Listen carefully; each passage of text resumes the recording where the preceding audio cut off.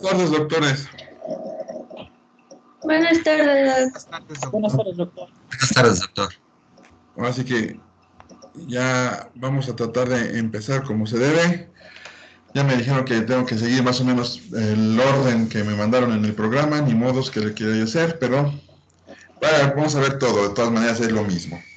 Vamos a ver un repaso, bueno, no es un repaso, es un poquito de una introducción leve de lo que es el peritoneo para poder abordar lo que es el proceso de las peritonitis y en general de las infecciones abdominales, perdón, de los padecimientos abdominales de manera general.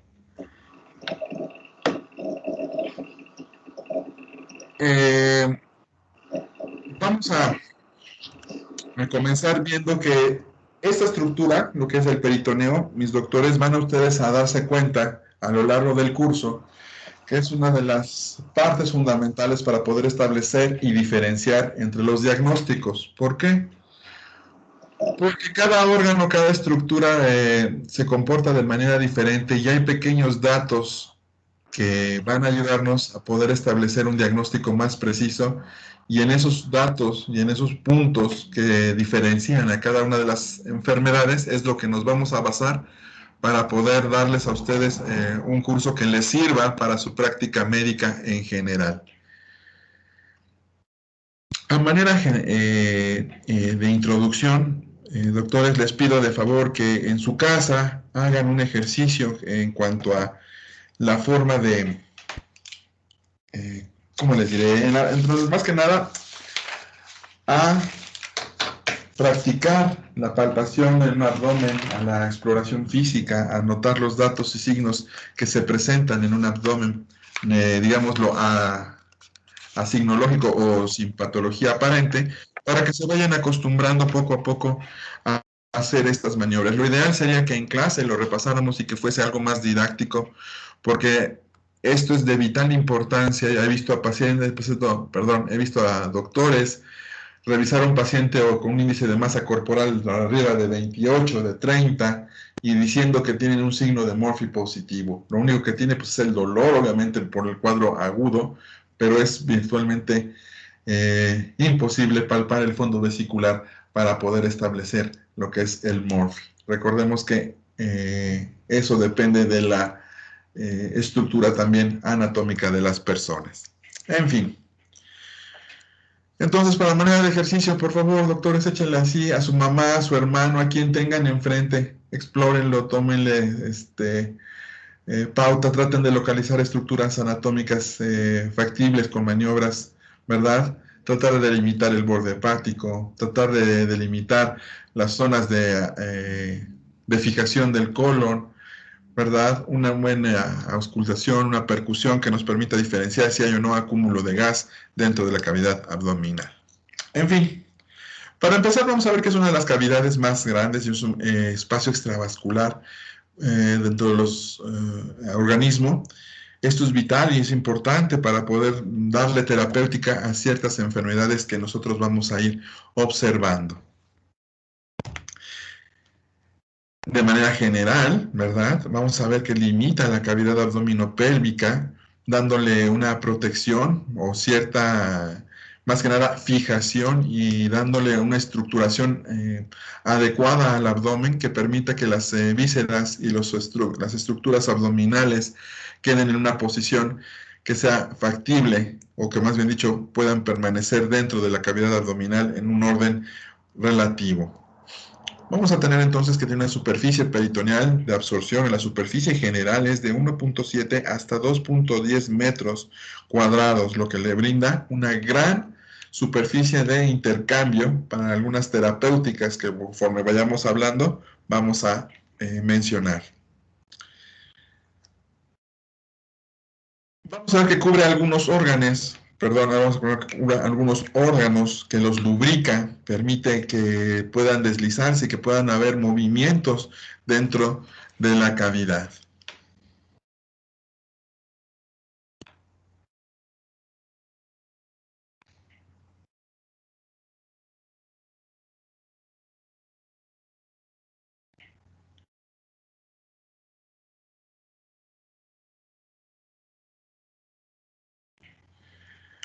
Vamos a nosotros, que es muy importante, otra de las cosas que quiero comentar así de manera puntual, es que es importantísimo que nosotros tengamos en cuenta que de por sí nosotros en la cavidad abdominal tenemos líquidos. Entonces, he ahí la importancia de una buena lubricación durante los procedimientos de tipo quirúrgico y disminuir en una gran medida los estados de deshidratación. Vamos a ver, hay porciones o órganos que se encuentran cubiertos por esta membrana bicapa, ¿verdad? Como son el hígado, el estómago, el colon transverso prácticamente en su totalidad, el yeyuno, ilion, el colon sigmoides, parte de estructuras pélvicas, ¿verdad? Y no así otras como son el páncreas, ¿verdad? Algunas porciones del duodeno, los riñones y los grandes vasos, pues obviamente se encuentran fuera de este recubrimiento, lo que dificulta aún más la percepción o la sensibilidad de este tipo de órganos, aunque sí tienen inervación, pero obviamente se ve limitada y el dolor es un poco más difuso y de difícil diagnóstico porque pueden abarcar diferentes enfermedades.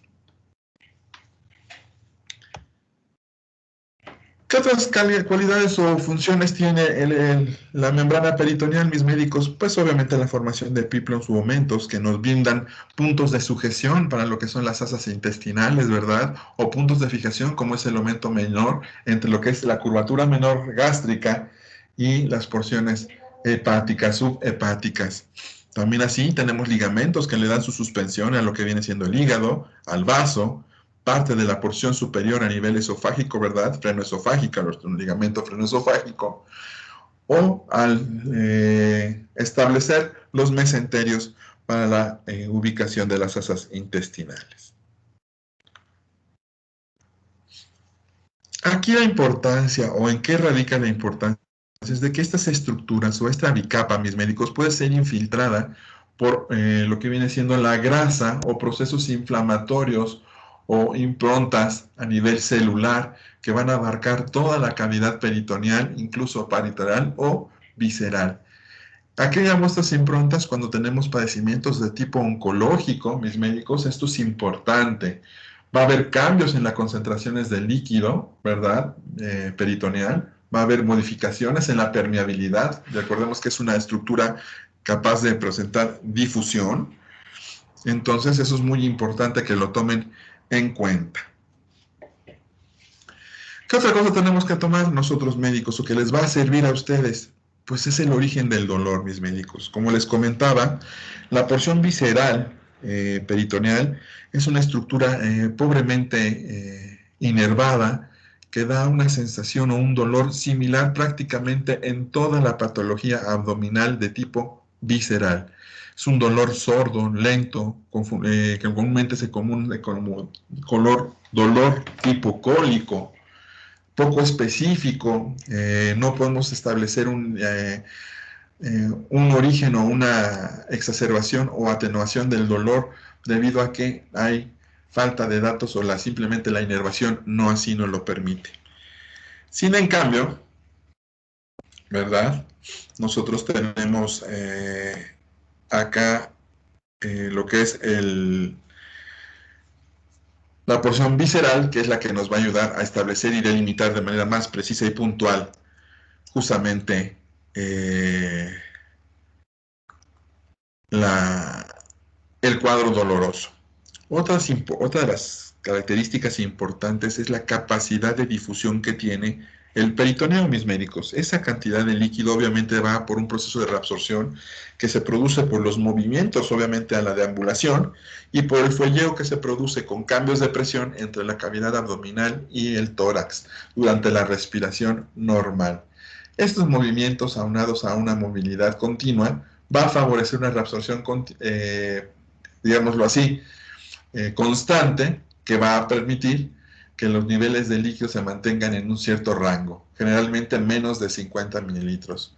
Pero en el promedio, en total, en la mayoría de los casos, es de 25 a 50 mililitros.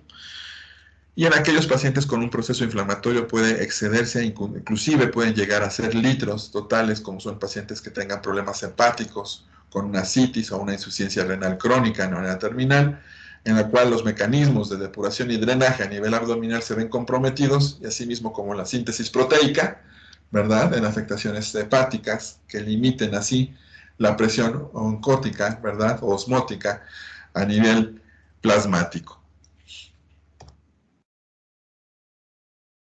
Aquí nosotros vamos a ver obviamente la formación de los ligamentos, pero lo importante en estos casos y las nociones básicas que debemos de tener en general mis médicos, pues es la presión o la irrigación a nivel peritoneal.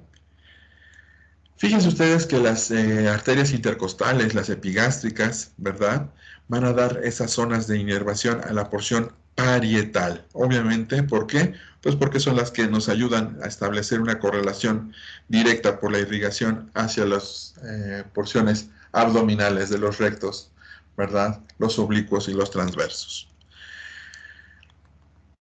No así la porción visceral. Vean ustedes que es la mesentérica superior, la que proporciona la mayor cantidad de irrigación a la porción visceral.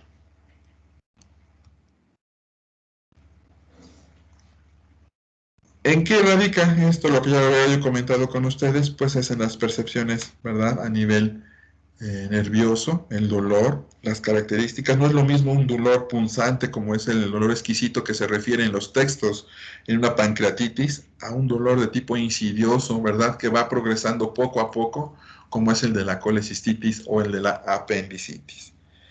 Obviamente esto va a ir siendo progresivo, ¿verdad?, de manera insidiosa, dependiendo del órgano afectado.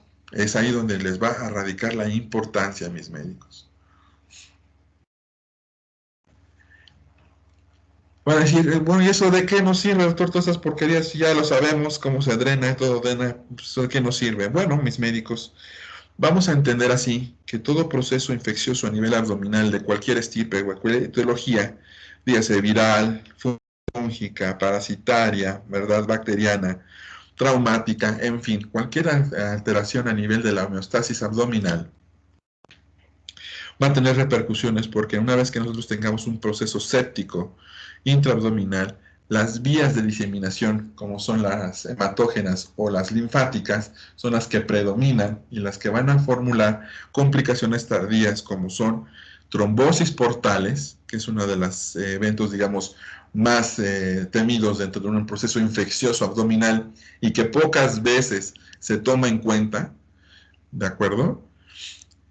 Y esta trombosis portal puede ser una apendicitis, puede ser una enfermedad diverticular complicada, una formación de abscesos pélvicos, en fin.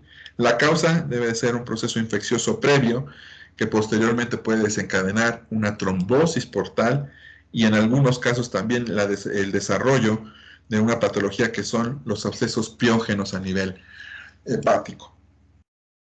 Eso es lo que nos va a dar o nos puede servir el saber cómo está drenado el sistema peritoneal abdominal.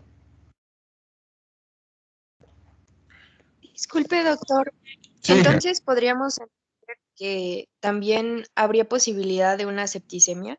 claro, claro, doctora, eso es lo más importante y eso quiero que tomen en cuenta. Y aparte se los comento, porque aquellos que vayan a hacer alguna rama quirúrgica, que son la minoría, vaya menos, cada día hay menos quirúrgicos, pero bueno, preguntas que siempre luego llegan a hacer, ¿verdad? Tanto en el profesional como en lo que viene siendo el del consejo, es complicaciones tardías de procesos sépticos abdominales. Y uno de ellos, así tal cual, y lo pueden encontrar como referencia en el libro de Robbins de patología, es la trombosis portal aunado a abscesos hepáticos. De hecho, una apendicitis complicada, ¿sí?, que es aquella que ya hay un proceso necrótico o la formación de abscesos a nivel pélvico abdominal, es cuando tenemos una apendicitis complicada.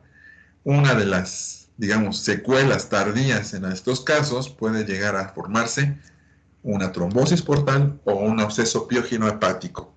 Se los comento porque sí tiene relación con muchas afectaciones a nivel abdominal. De manera oncológica, también por esta vía, es de que muchas de las diseminaciones de órganos, como son próstata, ¿sí?, colon, van con metástasis directamente hacia hígado. Van a decir, pero doctor, la próstata no es masa hueso. Tan obvio, hay sitios, pero también recordemos que también llegan a nivel hepático. Entonces, es ahí donde radica la importancia de entender todo esto. Ahora bien, mis médicos, vamos a lo que es importante saber. Obviamente ya tenemos otros medios de abordaje, ¿verdad? Como son el ultrasonograma, la resonancia magnética, la tomografía computada, en fin, muchísimos otros métodos diagnósticos de imagen, ¿verdad? No tan invasivos, pero en caso de que la estabilidad hemodinámica de nuestro paciente no nos lo permita, podemos tener acceso a una evaluación del mecanismo o del proceso patológico abdominal, siempre y cuando también no tengamos alguna otra fuente de información o el estado neurológico del paciente no lo permita así. ¿Cómo es la evaluación del líquido peritoneal? Como doctor, pues es un mecanismo invasivo, como es el lavado peritoneal diagnóstico. Obviamente ya está prácticamente en desuso, es raro encontrarlo, pero en sitios, obviamente que ustedes estén en su servicio social y vean un paciente con un problema abdominal, puede llegarse a hacer, si ustedes tienen el entrenamiento en ACLS, perdón, en ATLS, claro que sí, y les va a dar muchísimos, muchísimos signos y datos importantes, siempre y cuando también tengan a la mano por lo menos un análisis clínico o laboratorio básico a la mano. Entonces, ¿en qué repercute? Pues nosotros vemos la cantidad, ¿verdad? Obviamente incrementa en procesos inflamatorios. La consistencia o el color. Si tenemos un color rojizo, obviamente hay alguna perforación, algún daño visceral, ¿verdad? Hueca, o un hemoperitoneo por alteraciones vasculares en los tiempos de coagulación, en fin. Puede ser alguna alteración hepática, renal, algún hemoperitoneo espontáneo, que son rupturas de la microvasculatura que permiten que se formen sangrados constantes y crónicos. Ver también la cantidad de proteínas, eso nos habla, ¿verdad? Si es exudado o trasudado. Ver la presencia o no de hematíes, ¿verdad? O de linfocitos, que nos habla sobre contaminación intraabdominal o un proceso infeccioso. Asimismo, como residuos de alimentos, que nos habla de perforación a víscera hueca o una úlcera perforada. Todo ese tipo de características en el líquido peritoneal es muy importante, mis médicos. ¿Cómo se ve afectado? Les comenté hace rato de manera muy somera que evitar en cierta medida los dardos o los procesos de deshidratación. ¿Por qué?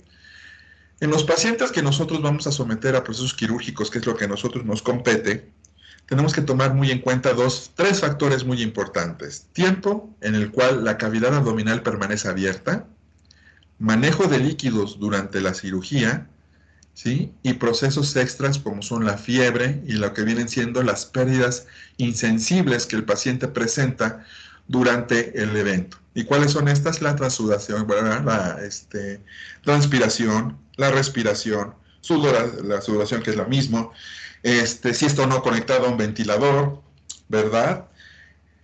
Todo este tipo de circunstancias nos va a ayudar a establecer criterios para saber si nuestro paciente tiene una sobrecarga hídrica o un déficit importante. ¿Y a qué me refiero? Se ha visto, y hay artículos en metaanálisis que comentan que uno de los factores más importantes dentro de la génesis de adherencias, que lo vamos a ver en los temas subsecuentes, como son las hernias, ¿verdad? Y más en las tipos de internas o en el cuadro de oclusión intestinal o pseudoclusión, vamos a observar que las bridas son una de las causas principales, o las adherencias, que vienen siendo lo mismo, dentro de la génesis de estas patologías.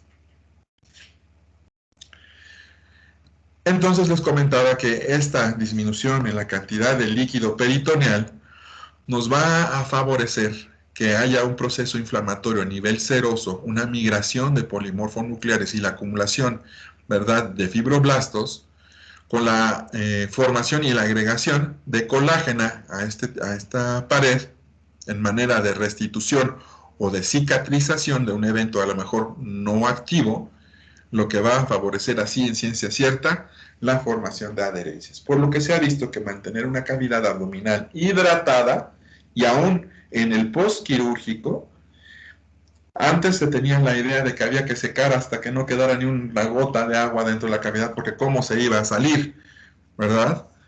Pero si ustedes me han escuchado, hay mecanismos fisiológicos que permiten el flujo de líquido hacia la cavidad intravascular, ¿verdad? Y por un drenaje linfático permeable.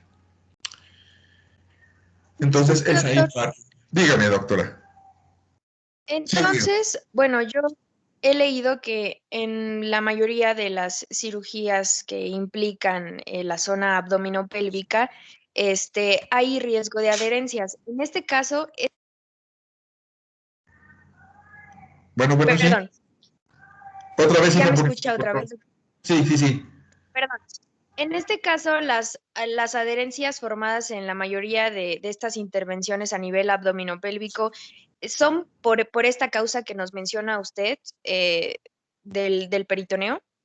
Sí, hija, es uno de los factores más importantes en la génesis de adherencia, chaparrita. Mira, algo que es muy importante, ustedes lo van a... Obviamente les hablo también de cirugía. Ay, perdón, están vendiendo colchones. Perdón, hija. A respuesta concreta, en lo que viene siendo una cirugía tradicional o convencional abierta, los factores que son la deshidratación, la exposición continua de la cavidad abdominal al exterior, ¿verdad? Por mínima y por corta que sea, es uno de los factores más importantes, y la deshidratación.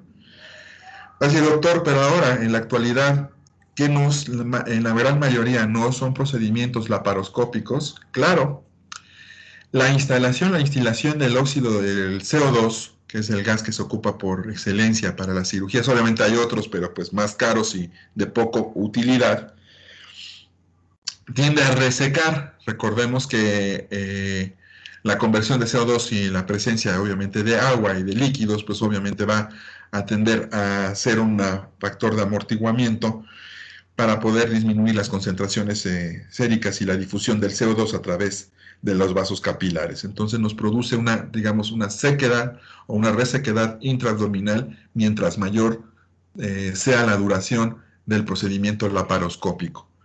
Va a decir, pero doctor, ¿en qué o cómo se valora esto en la resolución y en los pacientes que cursan posteriormente, ya sea una cirugía abierta o una cirugía laparoscópica con eventos de tipo adherencial?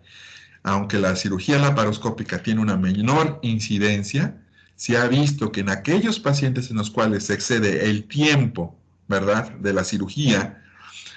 ¿En cuánto tiempo es eso, doctor? Bueno, se ha establecido que una cirugía que dure más de 3 horas y media a nivel laparoscópico prácticamente iguala en algunos aspectos a una cirugía abierta en la mitad de tiempo. ¿Sí? Mientras mayor sea el tiempo de exposición, eso va a favorecer a los procesos adherenciales. De hecho, no se preocupen, les voy a hacer llegar toda esta literatura que les comento para que la repasen y puede ser tema para ustedes, ya sea para alguna investigación, para alguna presentación, les va a servir. ¿De acuerdo? Sí, doctor, gracias.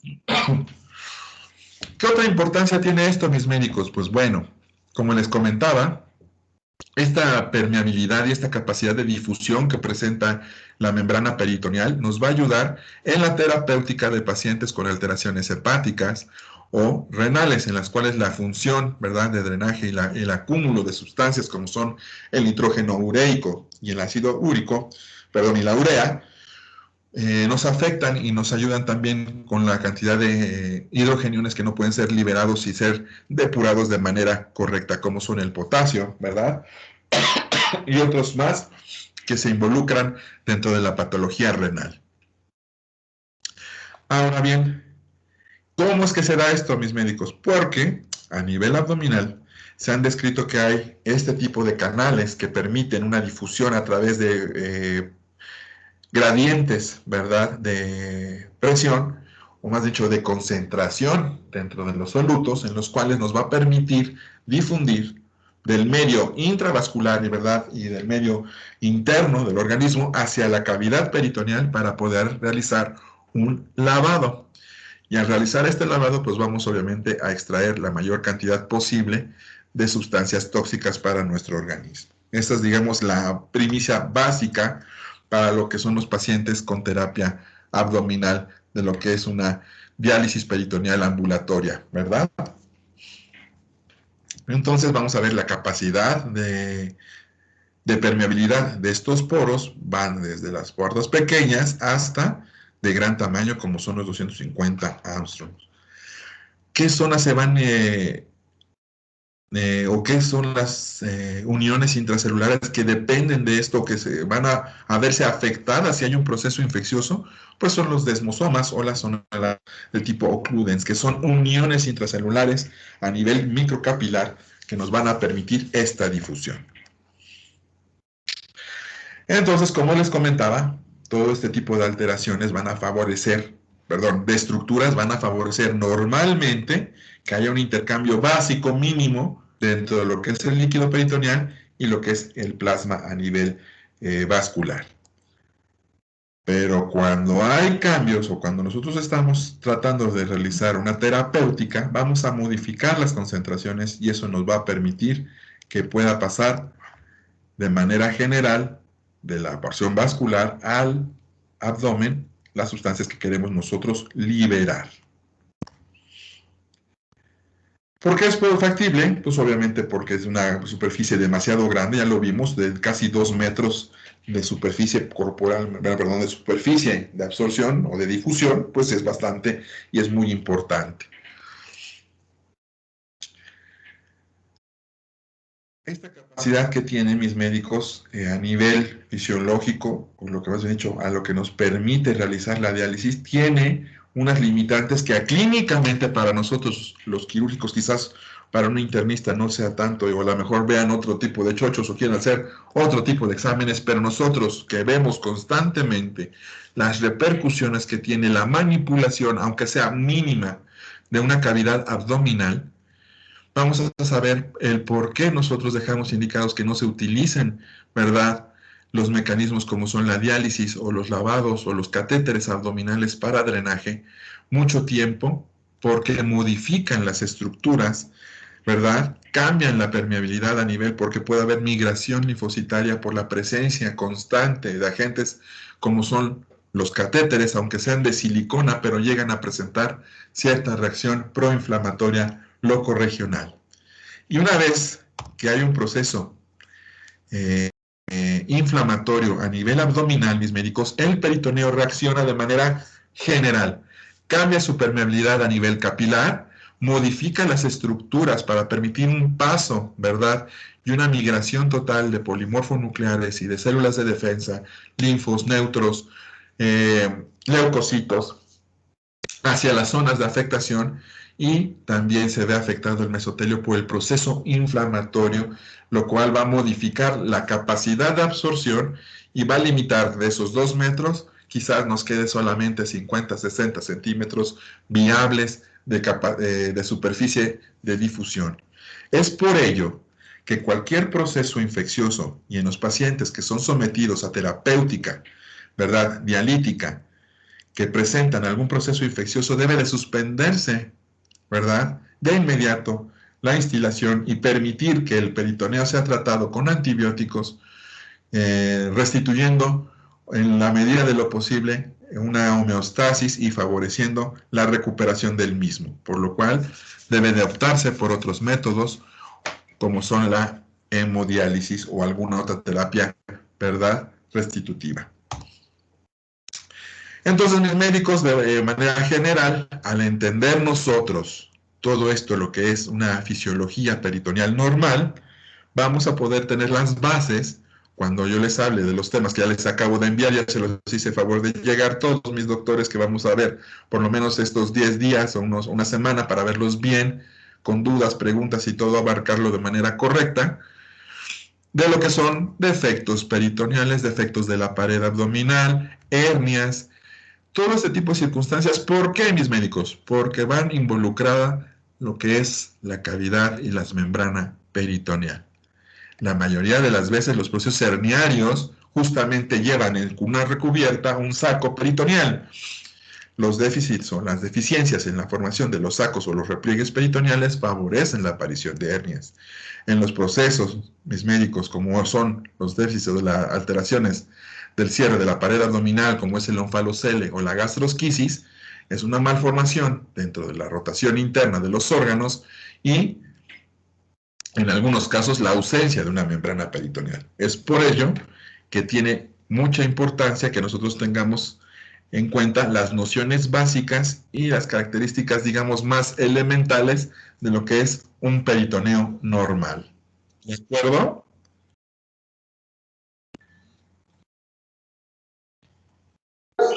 Sí, doctor. Sí, doctor. Y es por eso, mis doctores, que yo les insisto, de manera general y con mucho cuidado, que intenten explorarlo en sí. Por eso que, aunque seas internista, aunque seas lo que tú quieras, hay muchas manifestaciones a nivel abdominal que son necesarios que ustedes tengan en cuenta, mis médicos. Yo quiero que ustedes, siempre se los he dicho, generación tras generación que he estado a mi cargo, yo creo que ustedes son muy capaces, tienen, si están en medicina, tienen una capacidad muchísimo mayor que la gran mayoría. Que nos quieran comparar con un ingeniero, con un abogado, es una estupidez, porque nosotros tratamos con algo más vital y tenemos la capacidad de discernir muchísimas cosas a la vez. A un abogado ponle dos cosas a la vez y ya no las sabe hacer. Entonces, y miren que tengo todos mis amigos son abogados y los quiero, pero nosotros nos cosemos aparte. Y antes, también siempre de manera introductoria, siempre les digo que ustedes vean con la mira en alto, mis doctores. Recuerden que somos en esto muchísimos que estamos interesados en la medicina y cada vez hay más. Entonces, traten de ser siempre lo mejor posible porque siempre hay alguien que en lo que ustedes están descansando, otro se está poniendo las pilas y nos puede quitar el lugar. ¿De acuerdo? Sí, doctor. Échenle muchas ganas. Nos vemos mañana. Ya tienen la clase de mañana. Vemos entonces peritonitis, mis doctores.